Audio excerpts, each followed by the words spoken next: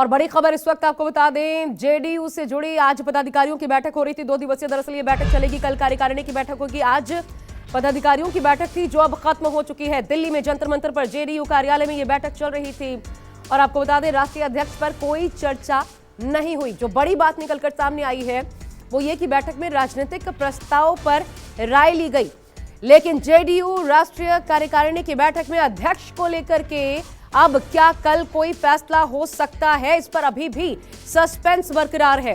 ललन सिंह का भविष्य जेडीयू के भीतर क्या होगा, क्या कमान अब नीतीश कुमार के हाथों में होगी, सवाल अब भी बरकरार है।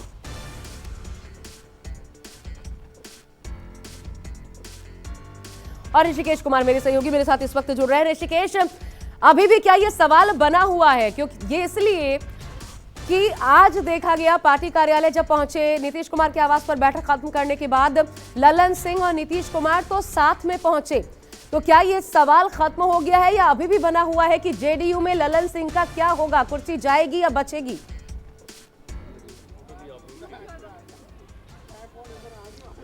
आशा, देखिए शायद इसका जवाब इस बैठक में हुआ। जब अब से बैठक के थोड़ी देर पहले निकले ललन सिंह तो फिर उन्होंने वही बात रिपीट की कि जो अटकलें और खास करके बीजेपी पर निशाना साधा कि जो बीजेपी की तरफ से प्लांट किया जा रहा है उसके लिए वो जवाबदेह नहीं है।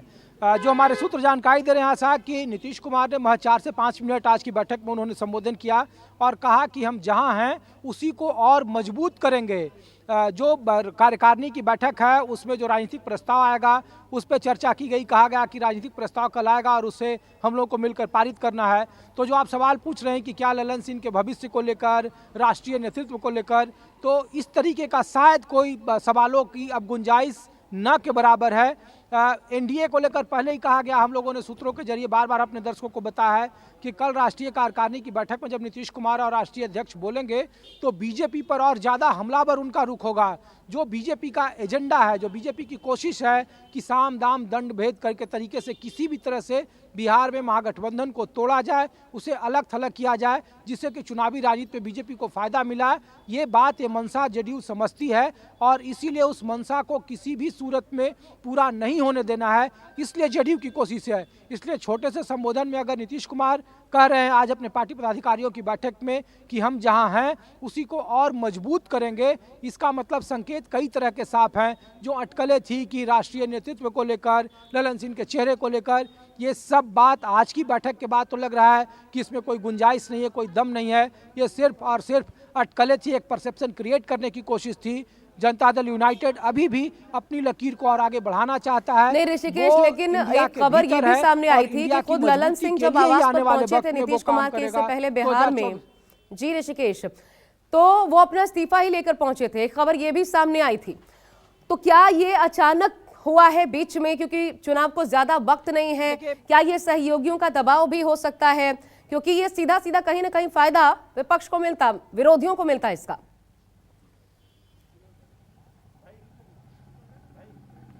आशा, देखिए जब ये सवाल जो आप पूछ रही हैं, जब ये पूछा गया राष्ट्रीय अध्यक्ष से और उनके प्रधान महासचिव से, तो उन्होंने कहा कि पार्टी का जो कॉन्स्टिट्यूशन है पहले आप उसे जान लीजिए।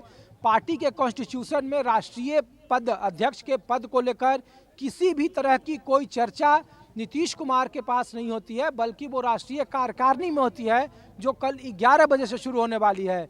नीतीश कुमार के यहाँ इस्तीफा लिखने का या पद छोड़ने का पेशकश, तो इसमें कोई दो राय नहीं है कि ललन सिंह चाहते हैं कि लोकसभा 2024 के चुनाव में वो बतौर लोकसभा में वो उम्मीदवार होंगे। लिहाजा जो इंडिया गठबंधन की बड़ी रैलियां होंगी, जो पार्टी के लिए और ज़्यादा काम करना होगा अलग अलग रैलियों में, वो उतना समय नहीं दे पाएंगे। और उन्होंने अपनी गुजारिश नीतीश कुमार को बताया था कि आप हमारी जगह पर पार्टी का खुद कमान संभाले तो बेहतर है। लेकिन इसके पीछे दूसरी तर्क और दलीलें दी जा रही थी कि पार्टी के भीतर हाल के दिनों में जिस तरीके से गुटबाजी बढ़ी है ललन सिंह के खिलाफ, और जो दूसरा खेमा है वो पार्टी को ज़्यादा से ज़्यादा नुकसान न पहुंचा पाए, इसके लिए नीतीश कुमार खुद चेहरा बनना चाहते हैं और नीतीश कुमार खुद कमान संभालना चाहते हैं, जो दूसरा तर्क दिया जा रहा था।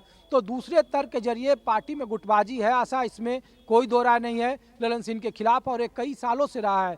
लोकसभा चुनाव में अगर पार्टी को गुटबाजी का शिकार बनना पड़ा तो इसका लाभ भारतीय जनता पार्टी को मिलेगा।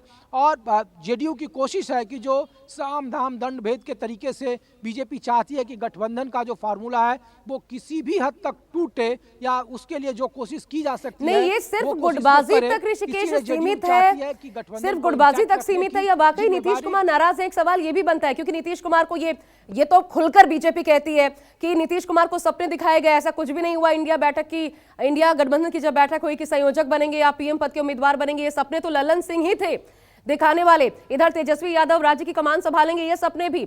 आरजेडी में विलय हो जाएगा जेडीयू का, ये तक इस स्ट्रैटेजी तक पर काम कर रहे थे। इन तमाम बातों से खुद नाराज थे नीतीश कुमार और ये भी एक कारण कि वो कमान हाथ में लेना। ये तमाम बातें क्या सिर्फ शिगुफा भर थी, सिर्फ हवा में थी, तैर रही थी? ऐसा कुछ मतलब धरातल पर है ही नहीं।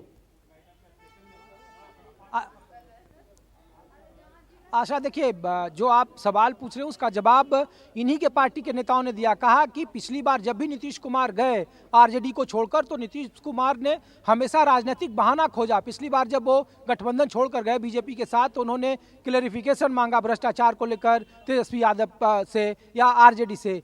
इस बार आरजेडी ने ऐसा कोई मौका नहीं दिया है जनता दल यूनाइटेड को या नीतीश कुमार को जिसके लिए इनके पास कोई वजह हो छोड़ने की। इसीलिए बार बार ये कोशिश वैक्यूम बनाने की क्रिएट की जा रही है। ये कोशिश बीजेपी की तरफ से भी कोशिश की जा रही है। इसलिए वो कभी अटल जी की प्रतिमा पर चले जा रहे हैं, आज अरुण जेटली की जयंती वो मना रहे थे जहां तेजस्वी यादव भी पहुंचे थे। तो जनता दल यूनाइटेड और आरजेडी के बीच दोनों के पीछे जो तर्क दी जा रही है कि नाराजगी है, इसमें कोई दो राय नहीं है, गुटबाजी है, इसमें भी कोई दो राय नहीं है। लेकिन आरजेडी की तरफ से कोई राजनीतिक मौका ऐसा अभी नहीं दिया गया है जिससे नीतीश कुमार कोई अलग रास्ता ले या उनके पास कोई विकल्प हो। कार्यकारिणी की बैठक ऋषिकेश कल ही है, ज्यादा इंतजार नहीं करना पड़ेगा। वो ये है और इसीलिए